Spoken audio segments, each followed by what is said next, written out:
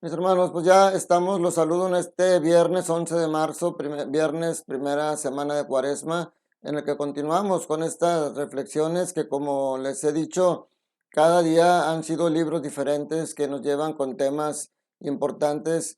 Y así como decíamos en días ayer y en días pasados que oración, ayuno, limosna son temas continuos que se van a ver, pero un tema primordial en toda la Cuaresma es la conversión. Y estas lecturas de hoy nos invitan a pensar en nuestra conversión cuaresmal, el tipo de conversión que nosotros tenemos que llevar. La primera lectura es del profeta Ezequiel, capítulo 18, versículos 21 al 28. Y esta lectura nos deja clara la importancia de las decisiones que tomamos, porque nosotros somos responsables de nuestras acciones y de nuestras decisiones que tomamos. Y aquí pone dos ejemplos concretos. Si una persona que es pecador, fíjense, aquí por eso dice el Señor que quizá a veces podamos considerar injusto su proceder, pero no es así, porque dice el Señor, si una persona ha sido siempre buena persona, siempre ha seguido observando la ley de Dios, siempre ha sido respetuoso con las personas, con Dios, con todo, y lleva una vida intachable, a lo mejor durante 40, 50 años, no sé, y el último año de su vida, una situación la lleva al pecado mortal y el último año de su vida vive en pecado, ese hombre va a perder su salvación. En cambio, un hombre que durante 40, 50 o 60 años ha vivido en el pecado, pero el último año de su vida se arrepiente de corazón y cambia su comportamiento, paga sus culpas y vive ahora de acuerdo a los preceptos de Dios.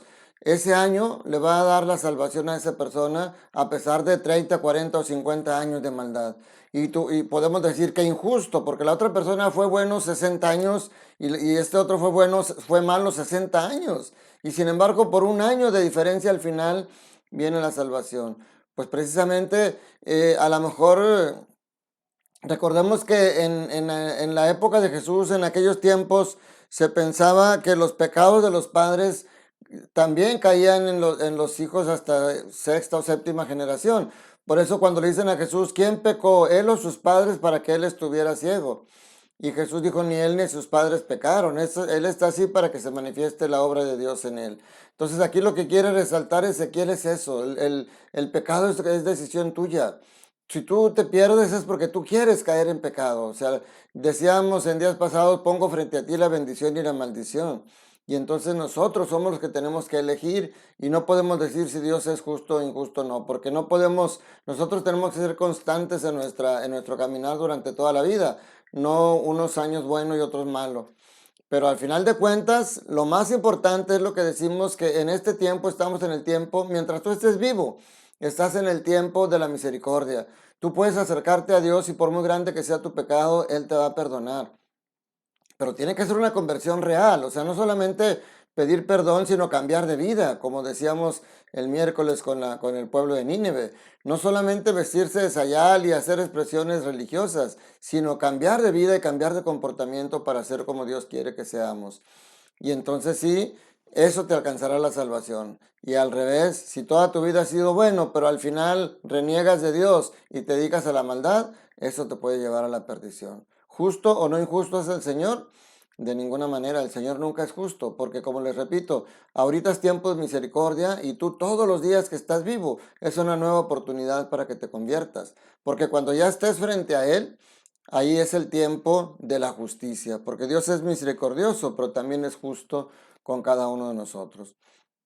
Y en el Evangelio de hoy estamos hablando de Mateo capítulo 5, versículos del 20 al 26, y sigue más o menos por el mismo tenor, nos sigue diciendo la exigencia tan grande que tiene el estilo de vida cristiano.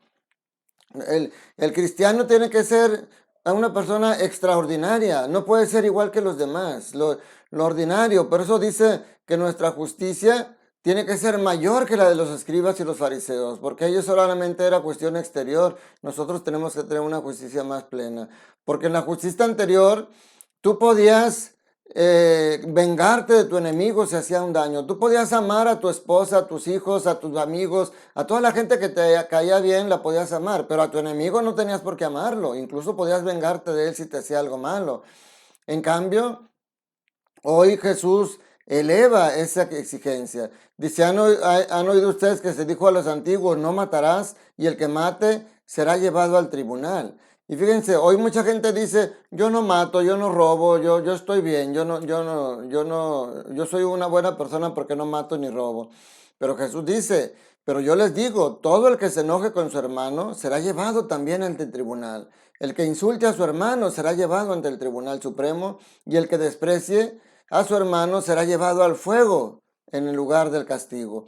Fíjense cómo Jesucristo equivale en un mismo nivel, pone el matar, el engañar, el enojar, el insultar y el despreciar. Si tú haces cualquiera de esas cosas con un hermano, ya sea que lo mates, que lo desprecies, que lo insultes, que lo hagas enojar, todo eso merece el mismo castigo.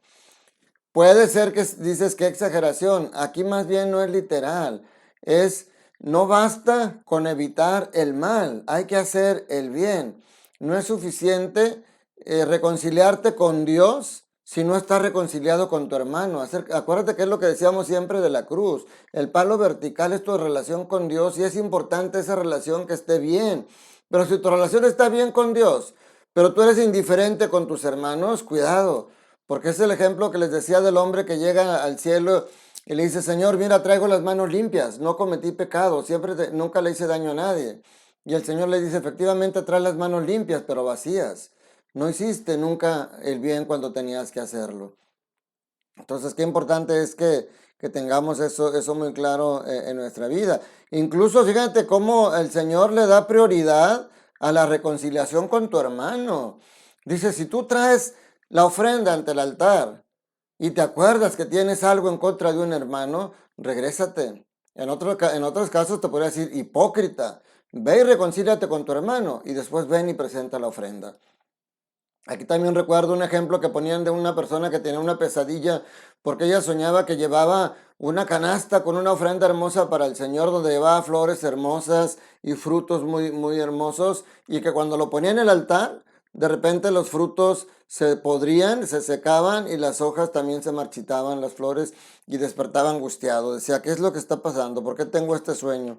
Y era precisamente eso. De las obras que tú le quieras presentar a Dios, si no van acompañadas con obras de misericordia y de perdón con el hermano, de nada sirven.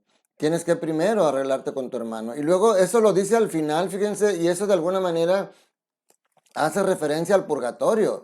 Dice, arréglate pronto con tu adversario mientras vas por el camino.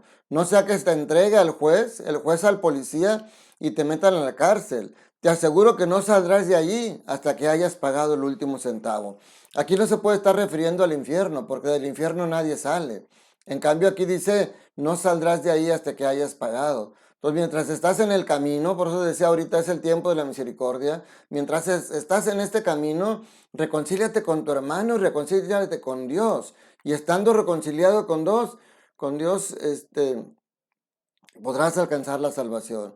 Pero si no es así, date de santos que puedas ir a esa cárcel que dice aquí, a ese purgatorio, y que un día salgas, porque corremos el riesgo de no alcanzar ni siquiera entrar al purgatorio. Es importante que esta cuaresma sigamos meditando con una objetividad nuestro interior, como el hijo pródigo, entrar en mí mismo para ver cómo anda mi vida. Yo puedo decir, estoy bien con Dios, estoy bien con mi familia, sí, pero checa entre tus amigos, checa entre tus vecinos, checa, a lo mejor hay una persona a la que tú no le hablas por algo que te hizo o porque te cae gordo, pues cuidado, porque dice el Señor que las ofrendas que le presentes a Él, mientras no estés reconciliado con tu hermano, no te van a servir de nada. Ojalá que esto nos lleve a ser más humildes y poder entonces caer en cuenta que para poder reconciliarnos con Dios, también tenemos que estar reconciliados con nuestro hermano. Recuerden lo que dice Jesús, lo que hagas con el más pequeño de mis hijos, lo haces conmigo. Que la bendición de Dios Todopoderoso, Padre, Hijo y Espíritu Santo, descienda sobre ustedes y sus familias y permanezca para siempre. Les mando un fuerte abrazo, cuídate mucho, que estés bien.